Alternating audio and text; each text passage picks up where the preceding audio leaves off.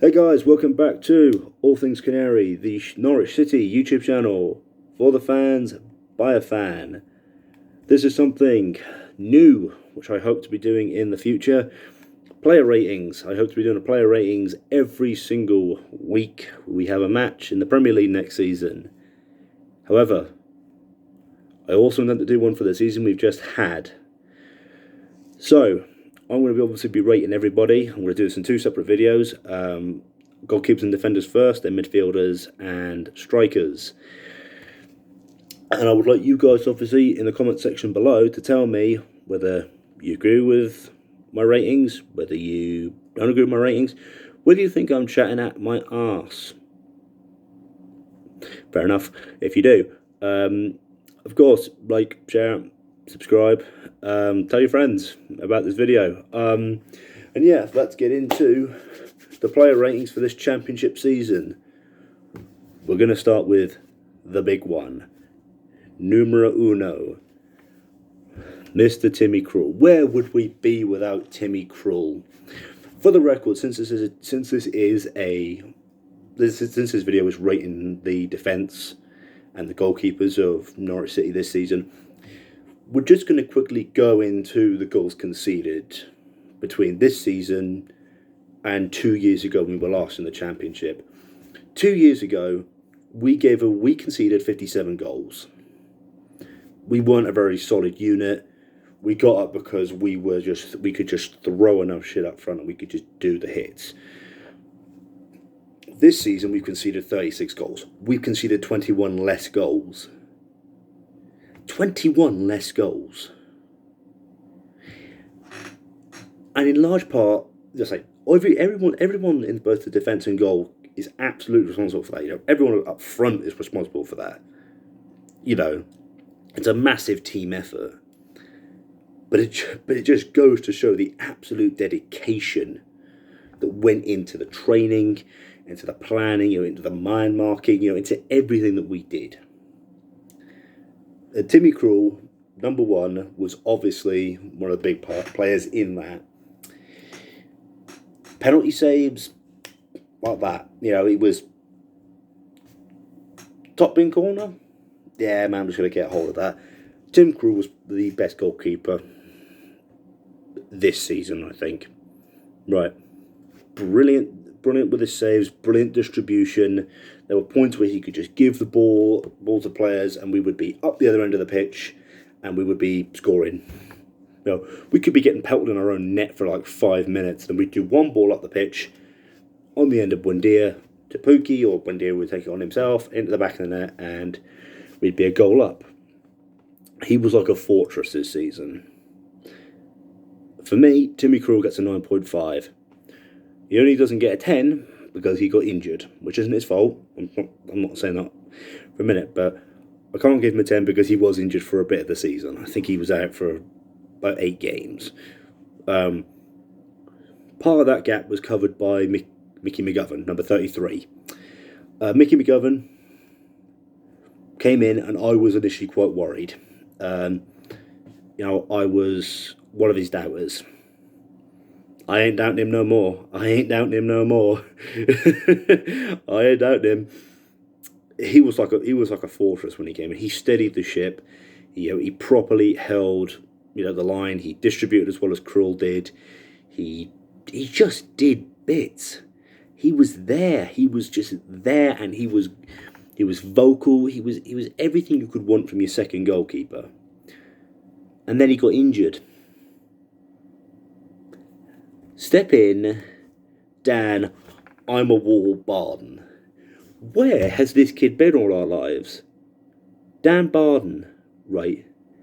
Dan Barden comes in to help out Mickey McGovern. Mickey McGovern, by the way, he gets an 8 from me, right? He gets an 8 because he held up. He did what any good goalkeeper comes in and does, right? He came in, he helped us, and he steadied the ship. Dan Barden, for me, is a 9, right? Number 50, Dan Barden, is a 9 because he was thrown in the deep end halfway into a game, had to hold out until Krul came back from injury. I would have been confident in keeping him in the side even after Krul came back. I would have been happy to leave Krul on the side until he was fully 100% fit. You know, that's how much faith I have in Dan Barden as a goalkeeper, right? I want to switch Michael McGovern and Dan Barden in terms of second and third goalkeeper roles. That's nothing against Michael McGovern for the record. That's just how much I rate Dan Barden. I think he's been absolutely flipping phenomenal this season. He came in, he did those number of games, he almost got down his head to penalty, but I couldn't tell whether we had Dan Barden or Tim Krul in goal. He was just there. He was just holding down the line. His distribution was brilliant. He was vocally very, very good. His saves were always impressive. He was very good at securing the ball. He came for crosses well. He was never deterred by anything that he came up against. And I think that, honestly, I do think that Dan Barden I'm very happy having him as a goalkeeper going into the Premier League next season. Now for your defenders. Now we have to start at the right backs. Now we've got two right backs we obviously need to talk about. Number two, but the first right back is Max Aarons. Max Aarons. My goodness me. 9.5. Absolutely on it. The entire season, he was just relentless. He reminds me, this guy could easily be an England right back in the future, right? He reminds me a bit like Carl Walker. He's very good in defence. He's brilliant going forward. He can shoot. He can cross. He can pass. He can tackle. He can mark men well. He does. Are we even going to forget about the fact he made two opposition players tackle each other when we played Huddersfield? That thing's naturally become a meme on the Championship forums. 9.5. The guy's been absolutely world class. To have a right back at his quality, right, has made us what we are. Right, has made us the solid, compact unit that is also very free flowing. For me, Max Aarons, like I say, 9.5. Couldn't do without him. The second right back, number 26, Ballymumba. I feel sorry for Ballymumba because he's a right back.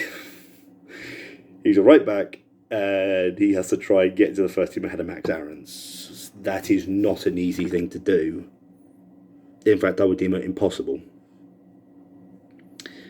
Ballymumba, however, has shown in the stints where he has been on the pitch that he is very, very, very talented and he is one for the future.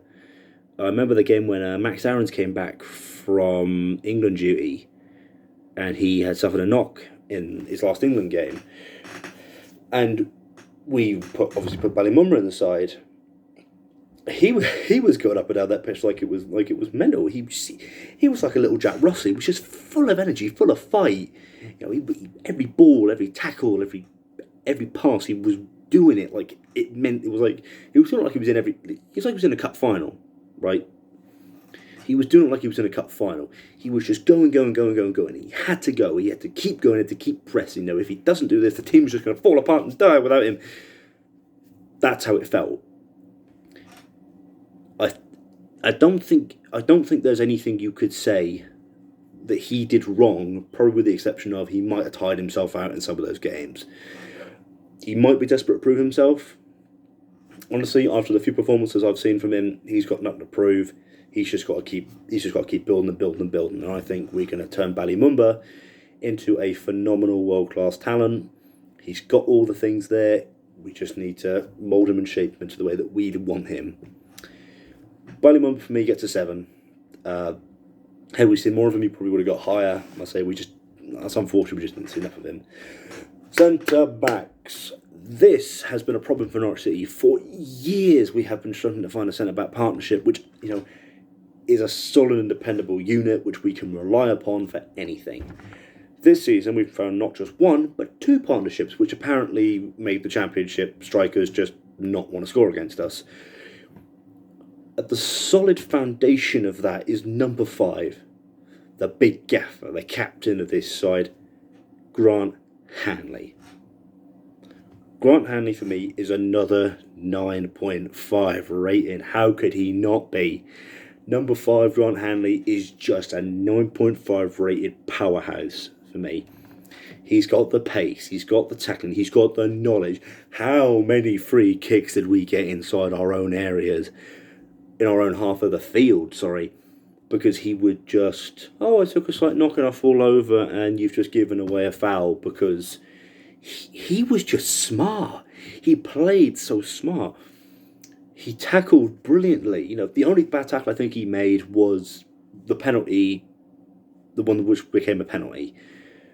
But there were many times that he was just so solid and dependable and was just vocal, ultimately. He commands that back line so well. We were pushing we were pushing the fullbacks high up the field. When I wasn't scared about being counter-attacked. Oh, you're going to counter-attack. Alright. Well, there's Grant Hanley. Good luck getting past him. I felt warm and cuddly when he was in our back line. I felt warm and cuddly. 9.5 to Mr. Grant Hanley. Please stay forever. Made a story. Then, the beast, the man, number 34, Mr. Ben Gibson, coming on loan. And now we've got him permanently, and that makes me warm and fuzzy inside because, let's be honest here, that partnership was virtually unbreachable. Grant Hanley with the pace, Gibson with the power and the height. It was ridiculous. It was absolutely ridiculous. Gibson is a player who obviously, he fought a relegation battle with Middlesbrough. He went to Burnley. He hasn't had a good time at Burnley. He's come to the Championship having not played routine football for a number of years.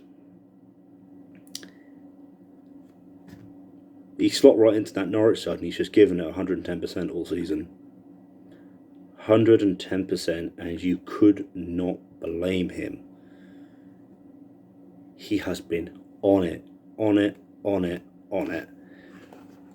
He has been so solid, so dependable, and I just think that we can do without him in the Premier League. For me, he gets it's a 9. It's a 9, and the other reason why he's not getting any higher is because unfortunately he was injured for the last parts of the season. So we couldn't keep going with him. Number 6 is Christoph Zimmermann.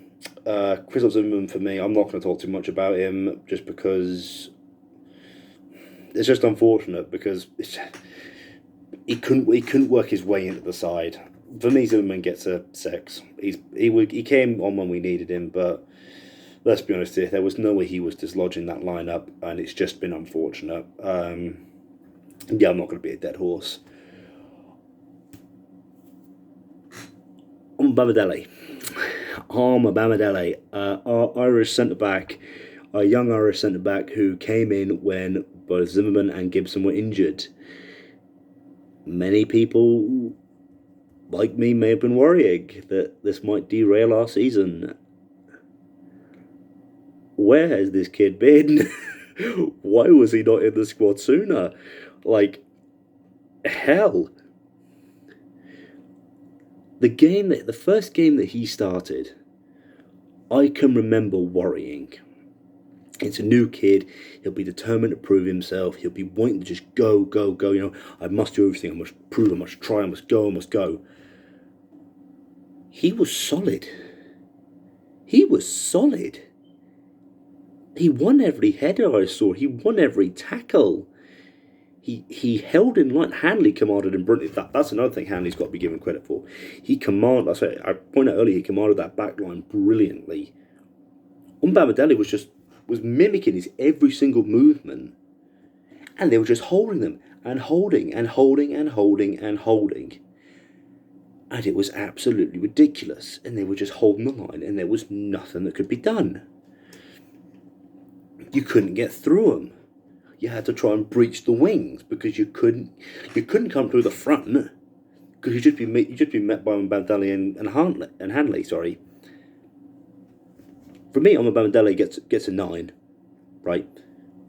A bit like Dan Barden was sort of thrown in the deep end. Not as much though, because he was at least told like a week in advance. Yeah, you're gonna have to play next week. But he stepped up. He stepped up to the mark when he needed to. He's played the rest of this season, and he is deserving, to be a part of this team that won the championship, because he is just been phenomenal. 9 for Mbamdele. Solid player, solid performance. Time down to an extra contract, please. Left back's a position that we've suffered in. It has been awful this season for a left back. We were hoping to have Sam Byram back for the start of the season, and he was never going to be back for this season. I feel so sorry for Sam Byram, not Barden, Byram.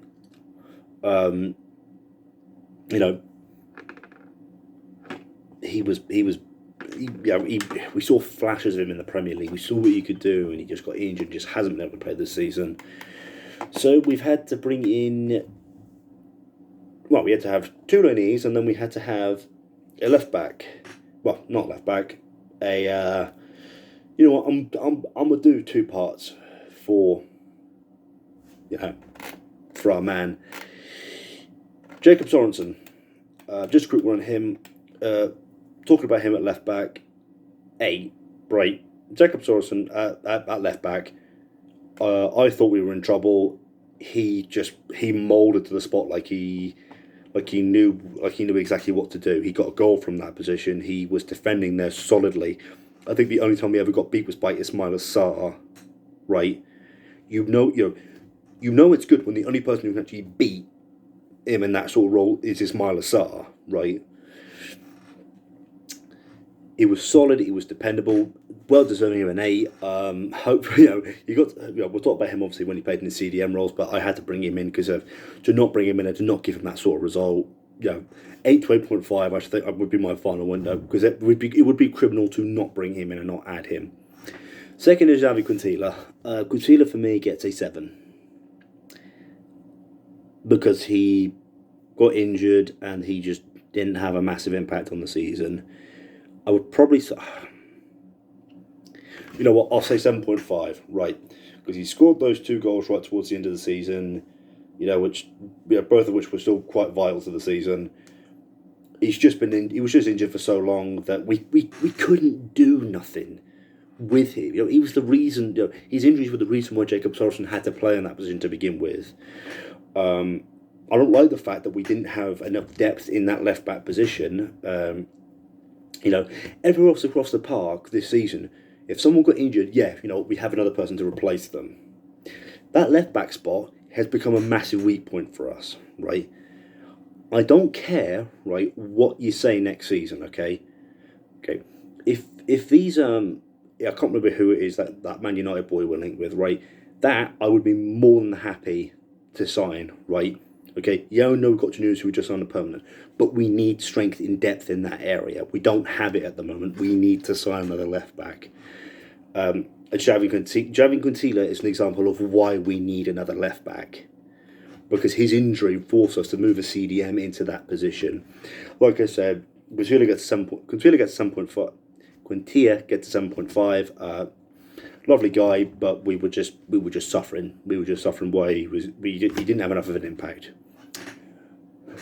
Giannoulis, Mr. No Breaks, the Greek god, signed in the winter. Looked like he'd been playing at Norwich all the season. He came in and he was just on it. Defensive-wise, he was better than Quintilla was, right? I'm convinced if he'd have been available for the game against Watford instead of Quintilla, we wouldn't have been cut open by Ismaila Sarr.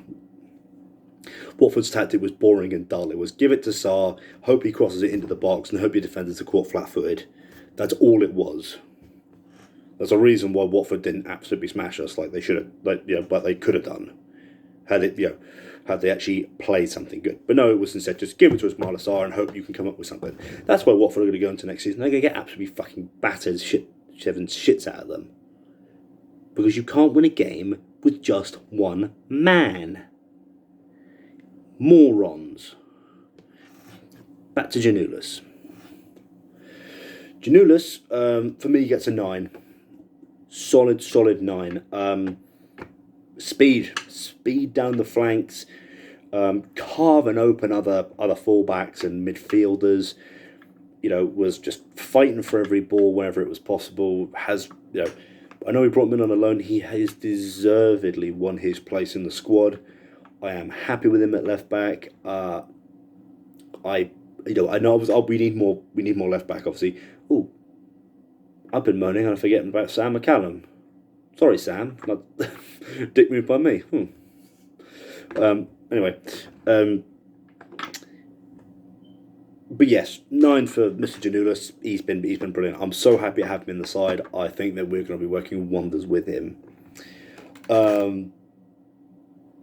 Obviously mentions guys like I say, to Sam McCallum, Philip Hayes, Tim Clausen, Akim Femwo, who are all out on loan. Again, other shout-outs go to Oren Nyland, who was brought in obviously in the Christmas period as a goalkeeper to be a second keeper. Aston Oxbridge, who I don't know what the hell happened to him, but yeah. So those were the goalkeepers and defenders, and that was my ratings for them personally this season. Thank you so much for watching, guys. Remember to comment in this down below if you have any complaints with any of my ratings. Like, subscribe. We'll see you on the next video. Come on, you yellows.